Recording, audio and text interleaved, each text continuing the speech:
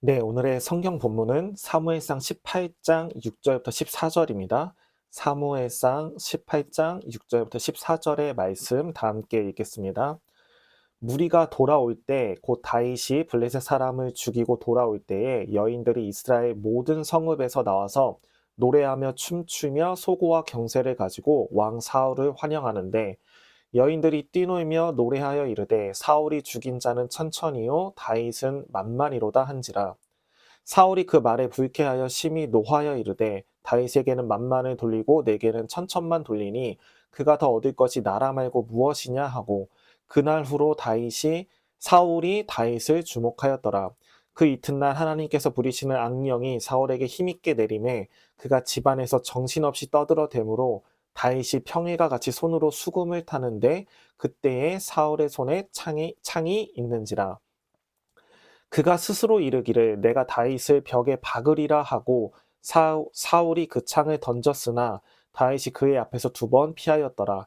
여호와께서 사울을 떠나 다윗과 함께 계심으로 사울이 그를 두려워한지라. 그러므로 사울이 그를 자기 곁에서 떠나게 하고 그를 천부장으로 삼음에 그가 백성 앞에 출입하며 다윗이 그의 모든 일을 지혜롭게 행하니라. 여호와께서 그와 함께 계시니라. 아멘. 오늘은 누가 이룬 것인가? 누가 이룬 것인가라는 제목으로 설교를 하도록 하겠습니다. 여러분 백설공주 다들 아시죠? 어렸을 때 한 번쯤 다 봤을 그런 동화인데요. 오늘의 성경 본문에 나오는 내용이 이 백설공주의 동화에 나오는 내용과 비슷해서 한번 잠깐 다뤄보려고 합니다.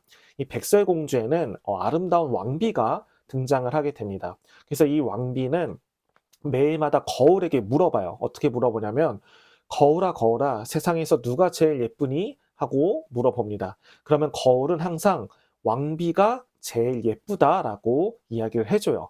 그런데 어느 날 거울이 배신을 하게 됩니다. 그러니까 여느 날과 똑같이 거울아 거울아 세상에서 누가 제일 예쁘니 하고 물어봤는데 거울이 왕비님도 예쁘지만 백설공주가 훨씬 더 예쁩니다 라고 이야기를 하게 돼요.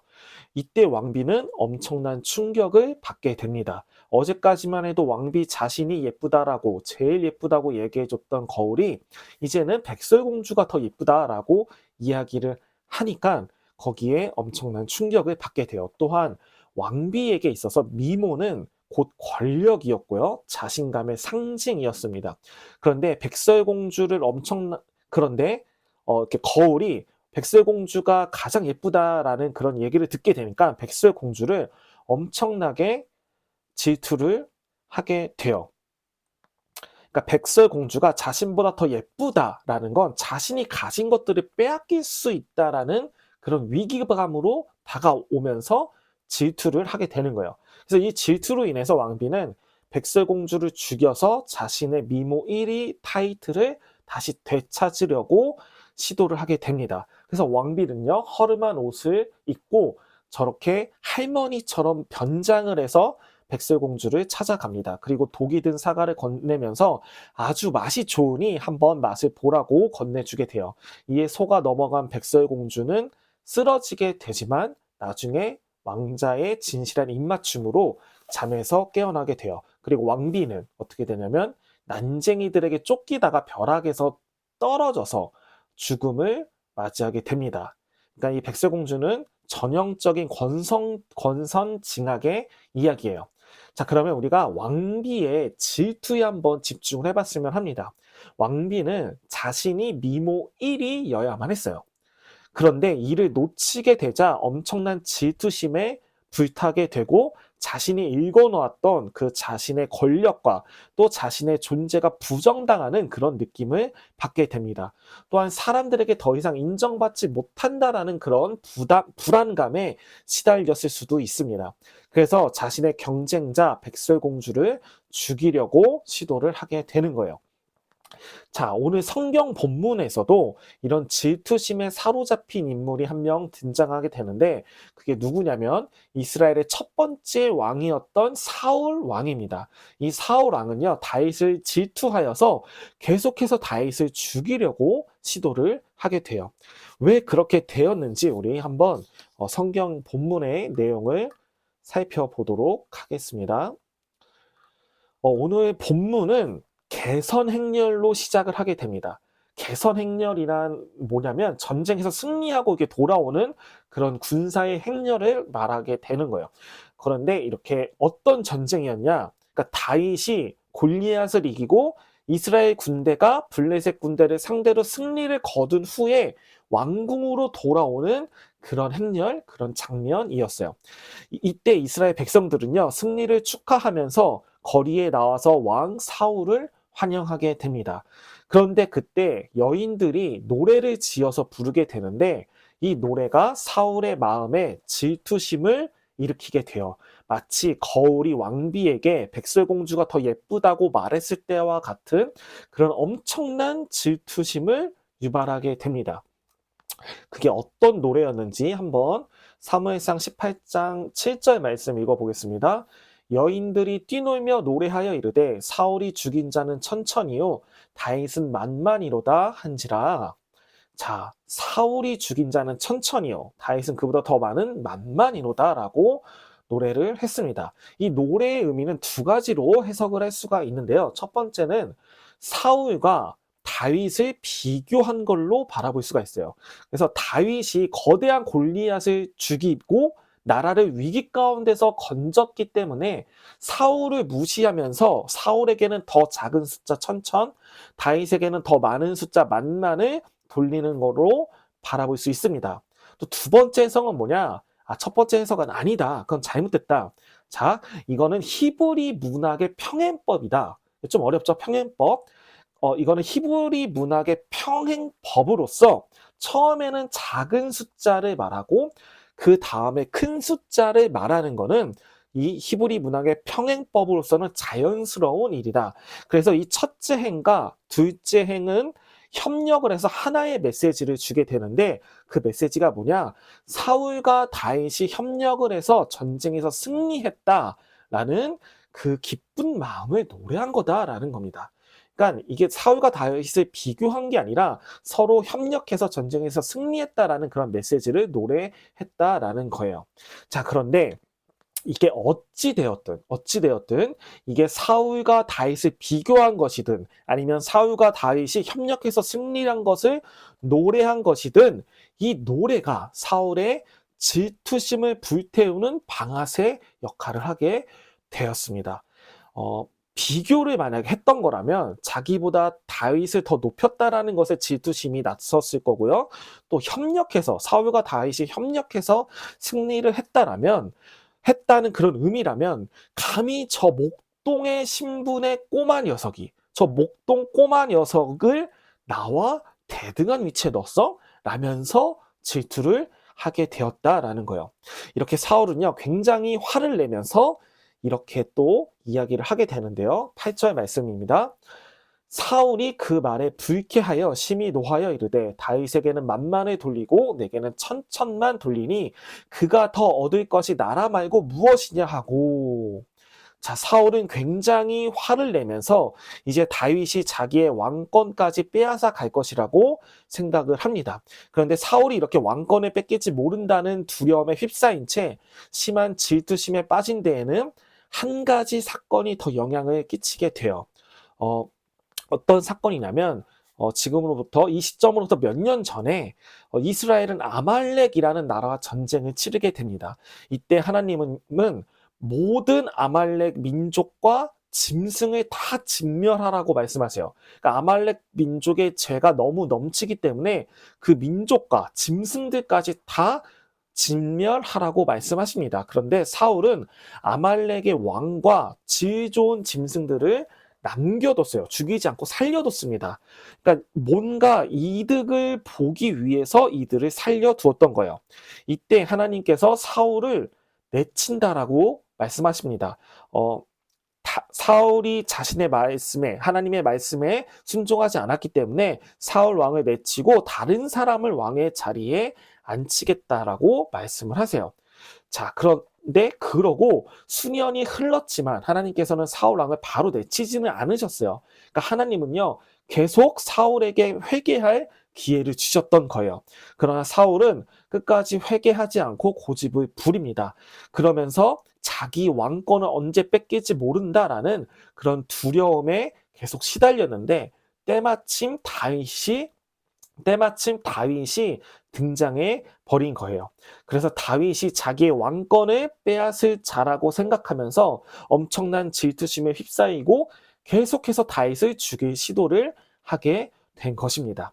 자, 그런데 이런 이런 질투는 우리도 흔히 하게 되는 것입니다. 목회자들도 같은 교회 내에서 다른 부교역자가 나보다 설교를 더 잘하면 질투를 하게 돼요. 그러니까 성도들이 나한테는 설교에 은혜 받았다라고 말하지 않으면서 나와 비슷한 연배의 다른 부교역자한테는 설교에 은혜 받았다라고 그렇게 이야기를 하면은 질투가 심하게 올라옵니다. 또 다른 부교역자가, 그러니까 나랑 비슷한 나이대의 다른 부교역자가 나보다 성도들에게 인기가 더 많으면 질투심이 올라오게 돼요. 스승의 날 같을 때, 예를 들어 스승의 날 같을 때 나보다 다른 부교역자가 선물을 더 많이 받거나 또는 편지를 더 많이 받거나 이러면 질투를 하게 되어 있습니다. 이렇게 우리는 내가 가지고 싶은 걸 상대방이 더 가지거나 또 내가 이루고 싶은 거를 상대방이 더 많이 이뤘으면 서로를 비교하면서 질투를 하게 됩니다. 그래서 이렇게 사울은 자기가 계속 가지고 싶었던 왕권과 사람들의 인기를 새로 등장한 다윗에게 뺏기게 될 것이라는 그런 두려움으로 인해서 다윗을 질투하게 되었던 거예요. 그런데 이런 사울의 마음에는요, 한 가지 착각이 있었습니다. 그 착각이 뭐냐면 현재 자신이 누리고 있는 것들이 하나님이 선물로 주신 게 아니라 자기 능력으로 이뤘다라고 생각하는 거였어요. 사울은 자신의 왕권과 인기를 하나님의 은혜가 아니라 자기 힘으로 이뤘다라는 그런 교만과 착각에 빠져 있었던 것입니다. 우리 사무엘상 9장 17절 말씀을 다 함께 읽어보도록 하겠습니다. 사무엘이 사울을 볼 때에 여호와께서 그에게 이르시되 보라 이는 내가 내게 말한 사람이니 이가 내 백성을 다스리리라 하시니라.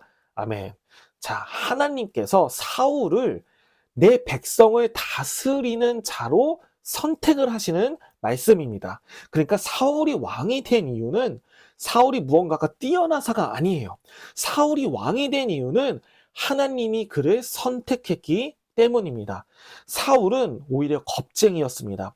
이스라엘 백성들 앞에서 왕으로 세움을 받을 때 겁을 먹고 진 보따리 사이에 숨어 있었던 겁이 많았던 사람이 사울이에요. 그럼에도 하나님은 은혜를 베푸셔서 사울을 왕으로 선택하셨던 것입니다. 또한 사울이 전쟁에서 승리할 수 있었던 것도 하나님이 그에게 능력을 주었기 때문인데요. 우리 사무엘상 11장 6절 말씀을 읽어보겠습니다. 사울이 이 말을 들을 때에 하나님의 영에게 크게 감동되매 그의 노가 크게 일어나. 자, 사울이 전쟁에서 승리하기 전 사울에게 하나님의 영이 크게 임하게 됩니다. 하나님의 영이 임하면 어떤 일이 벌어지냐? 하나님의 놀라운 능력이 나타나게 돼요. 삼손 아시죠, 여러분? 삼손도 하나님의 영이 임했을 때 나귀의 턱뼈 하나를 가지고 1000명과 싸워서 이기는 놀라운 업적을 이루게 돼요. 나귀 턱뼈, 그러니까 하나님의 영이 임했을 때 나귀 턱뼈 하나로 1000명을 죽이는 엄청난 일을 이루게 됩니다. 이것처럼 하나님의 영이 임하면 놀라운 능력이 우리 가운데 임하게 돼요. 사울이 전쟁에서 승리할 수 있었던 것은요, 사울이 뛰어났기 때문이 아니라 하나님의 영이 임했기 때문입니다. 오늘 본문 14절 말씀도 우리가 한번 봤으면 하는데요. 이 14절 말씀은 다윗에 대하여 하는 말이에요. 우리말 성경 번역본으로 한번 읽어보겠습니다. 그는 가는 곳마다 승리했습니다. 여호와께서 그와 함께 하셨기 때문입니다. 아멘.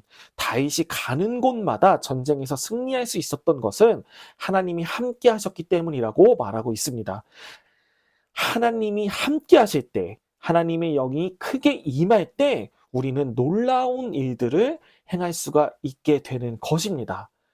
여러분 기억하세요. 하나님이 함께 하실 때, 하나님의 영이 크게 임할 때 우리는 놀라운 일들을 행할 수 있게 되는 것이에요. 자, 그런데 사울은 자신이 왕이 되고 자신이 놀라운 일들을 이뤘던 게 하나님의 은혜가 아니라 자기가 잘해서 됐다라는 그런 착각에 빠졌던 거예요. 그래서 자기가 지금 누리고 있는 것들 모두 자기가 이룬 것이다. 다 내 거다. 라는 그런 생각 때문에 다른 사람에게 뺏길까봐 두려워하고 질투심에 시달리고 있었던 것입니다. 이것은요, 우리도 마찬가지입니다. 우리가 지금 누리고 있는 것들이 많이 있어요. 생각해 봅시다, 우리가 누리고 있는 것들.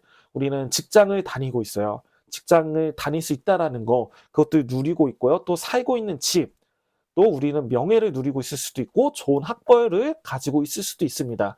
또 작은 것을 생각해 보면 매일 먹는 한 끼의 식사 우리는 누리고 있습니다. 또 호흡할 수 있는 건강, 일을 할 수 있는 체력 등 우리는 지금 많은 것들을 누리고 있어요. 그런데 우리는 이 모든 것들이 다 내 것이라고 착각합니다. 다 내가 이룬 것이라고 오해를 하고 있어요. 그래서 우리는 이것들을 잃을까 봐 두려워하기도 하고 다른 사람을 질투하기도 하는 것입니다. 그러나 이 모든 것은 하나님이 이루신 것입니다. 우리에게 주어진 모든 것은 하나님의 은혜로 받게 된 것입니다. 우리 시편 127편 1절 말씀을 읽어보도록 하겠습니다. 여호와께서 집을 세우지 아니하시면 세우는 자의 수고가 헛되며 여호와께서 성을 지키지 아니하시면 파수꾼의 깨어 있음이 헛되도다. 아멘.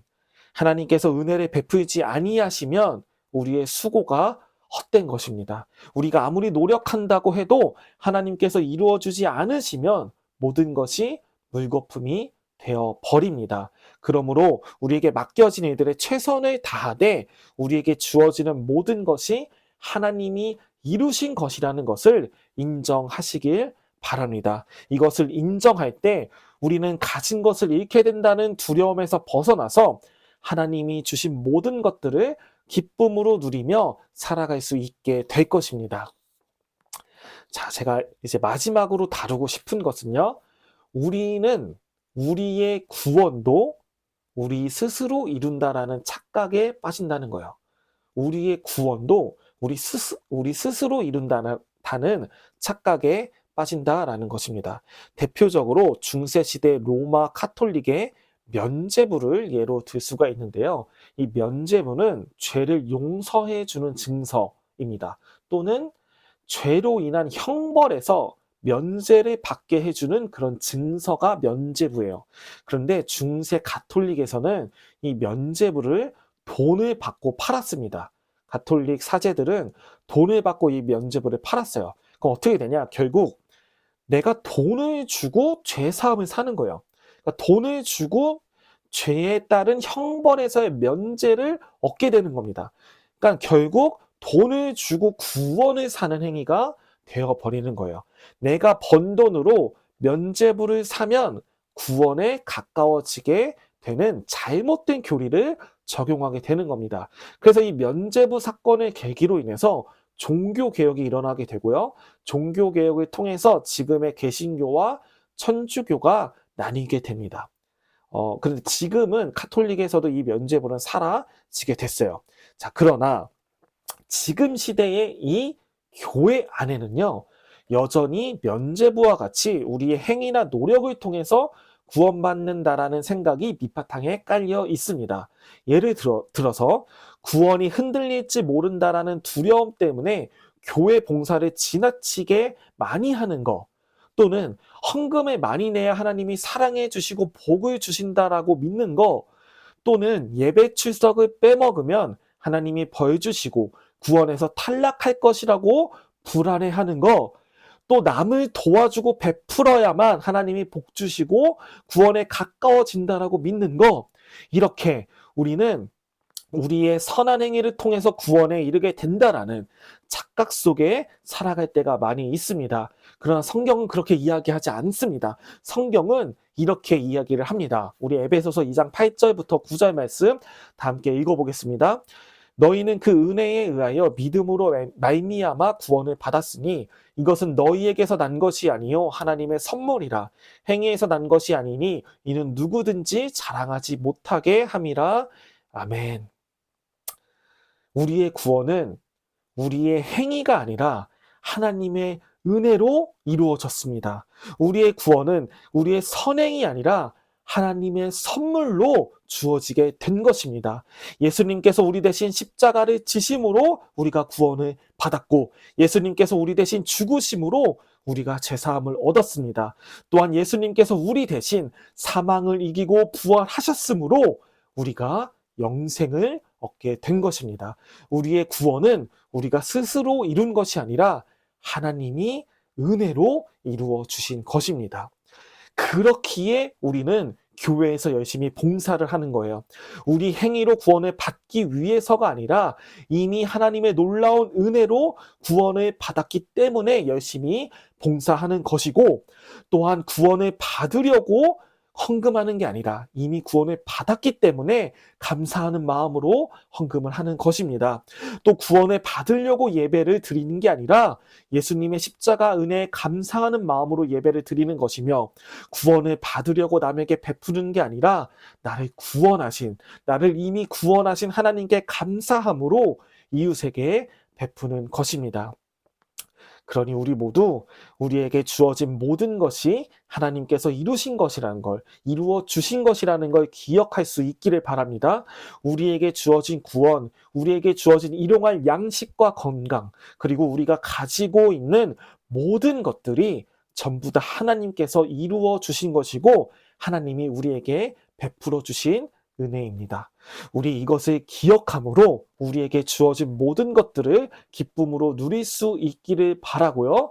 또한 우리에게 주어진 것을 누리는 것에서 그치는 게 아니라 다른 이들에게 우리의 것을 베풀어 줄 수 있는 우리 모두가 되기를 주님의 이름으로 축원드립니다.